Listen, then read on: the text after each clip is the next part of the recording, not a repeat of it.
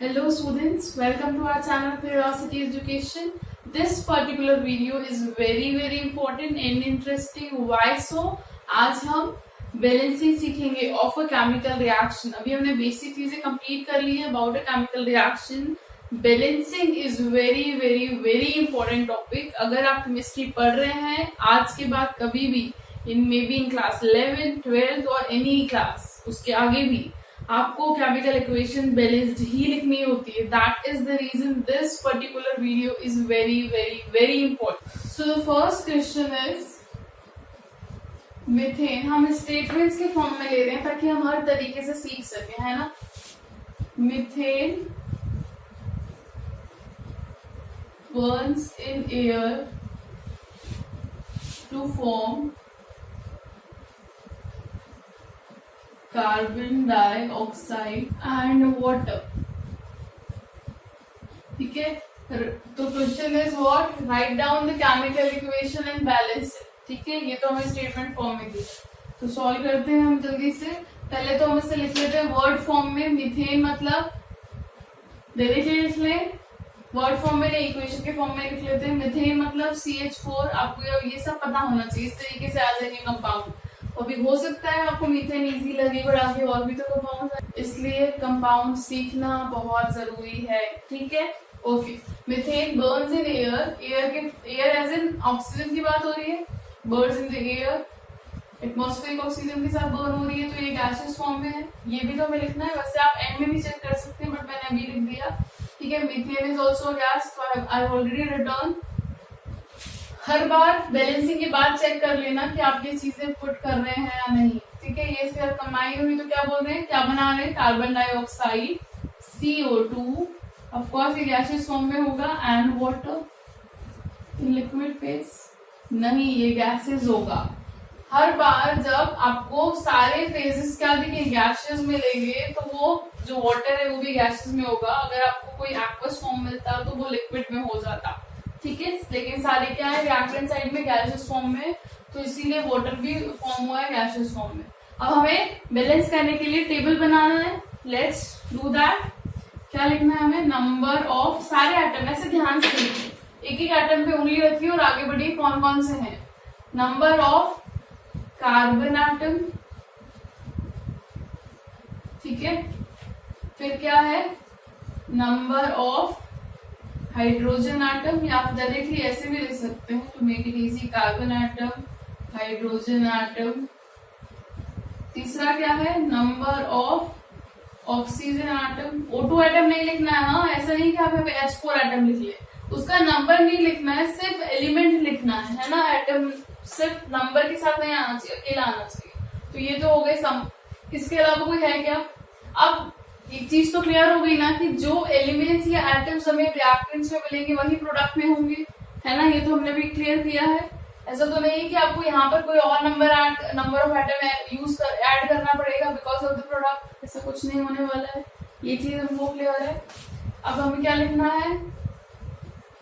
Reactant लिख दो इस साइड, एक साइड प्रोडक्ट लिख दो.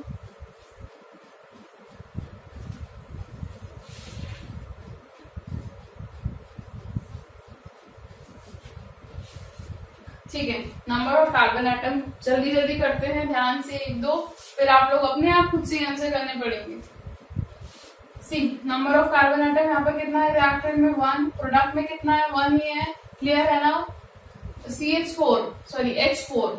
हाइड्रोजन कितना है? 4 है, यहाँ पे दिख रहा है. और कहीं तो नहीं है, यहाँ पर है 4. हाइड्रोजन यहाँ पर कितना है? 2 है, दिख रहा है. इधर तो कुछ है ही नहीं. ऑक्सीजन एटम यहाँ पर है 2. यहाँ पर कितना है? यहाँ पर 2 है और ये +1 है. ठीक है, 2 + 1 करना है. प्लस का साइन है ना बीच में, तो ये 2 हो गया और एक ये 3 हो गया. ठीक है, उसको 4 नहीं करना है या मल्टीप्लाई नहीं करना है. ठीक है, तो इन केस ऑफ प्रोडक्ट्स जो ऑक्सीजन एटम है वो कितना है? 2 और 1 3. यहाँ पर है 2. क्लियर है, ये हमने बना लिया. अब हमें देखना है क्या बैलेंस रहेगा रिएक्शन. नहीं, हाइड्रोजन भी अनबैलेंस है और ऑक्सीजन भी बैलेंस है. सिर्फ कार्बन बैलेंस है. तो बच्चे जो है हमको बैलेंस करते हैं अच्छे से. ठीक है, ध्यान से देखिए. इस तरीके से टेबल बनाइए क्लियरली ताकि कोई गलती नहीं होगी. इनिशियली प्रैक्टिस में टाइम लगेगा. द मोर यू प्रैक्टिस, अपने आप डाउट्स खत्म हो जाएंगे और आंसर्स आएंगे. ठीक है, चलिए हाइड्रोजन से बैलेंस करते हैं क्योंकि कार्बन तो है, हाइड्रोजन यहाँ पर है 4, यहाँ पर है 2, क्या है 2।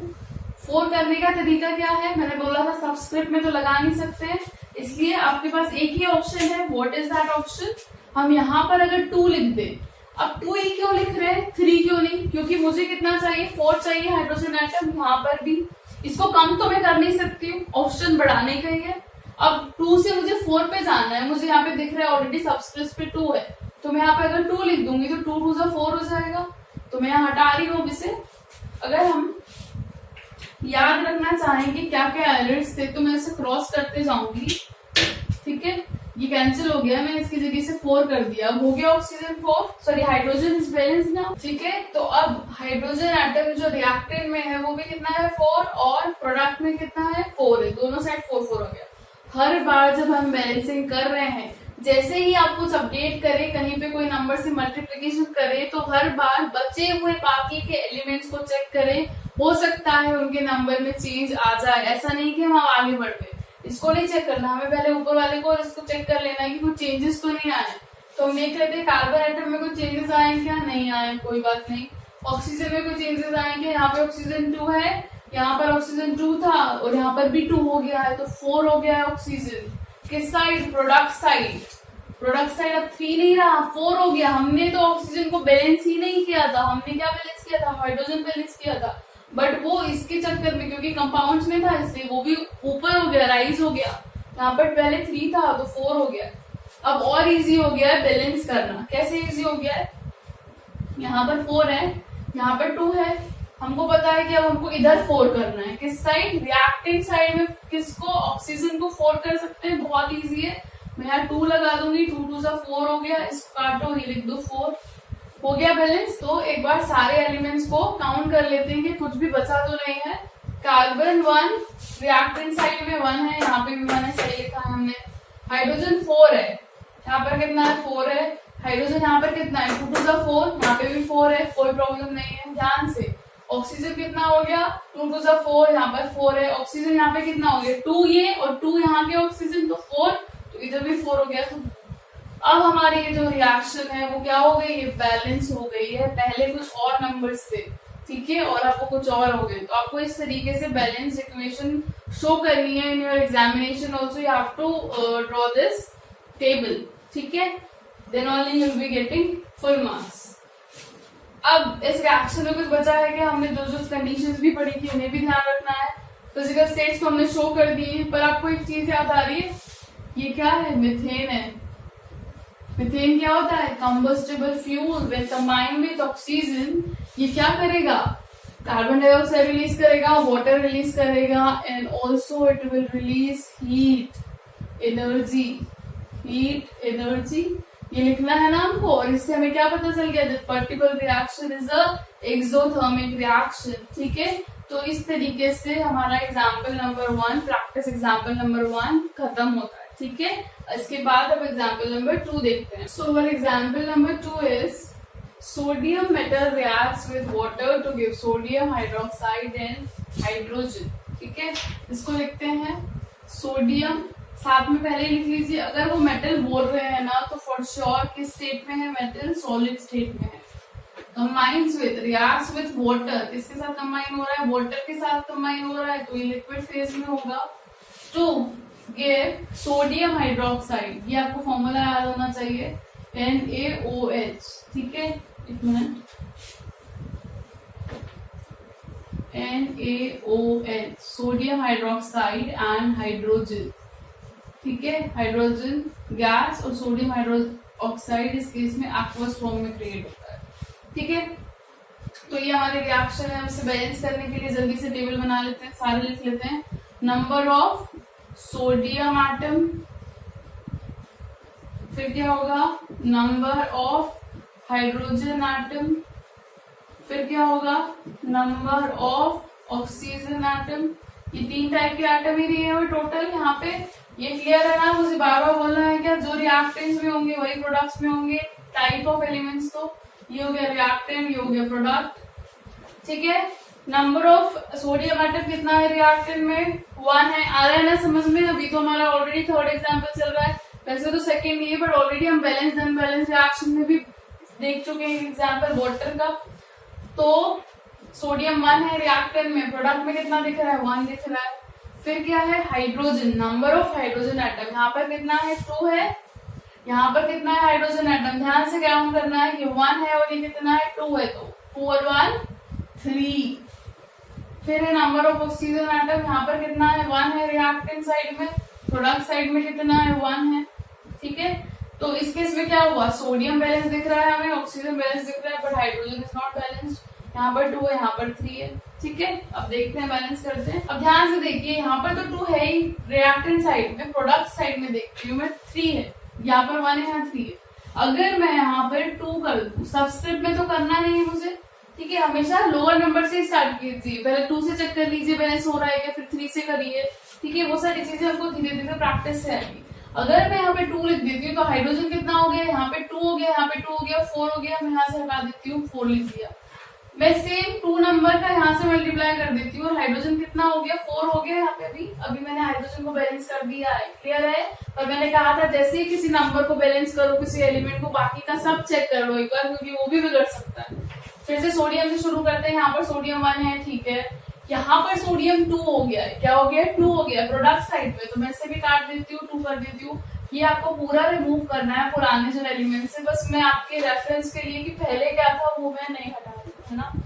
सो अभी क्या हो गया, ये 2 हो गया सोडियम, बट यहाँ पर तो 1 ही है, तो मैं क्या कर सकती हूँ, ये तो अकेला ही, कोई प्रॉब्लम ही नहीं है, मैंने यहाँ 2 कर दिया, तो किसी की बैलेंसिंग भी बिगड़ी नहीं है वैसे तो यहाँ पर मैं ऐसे काटा और 2 कर दिया। समझ में आ रहा है ना।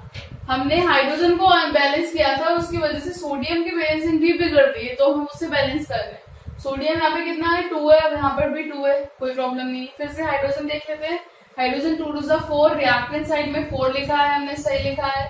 हाइड्रोजन यहाँ पर 2 लिख रहा है, यहाँ पर भी 2 दिख रहा है, 4 लिखा है, सही लिखा है।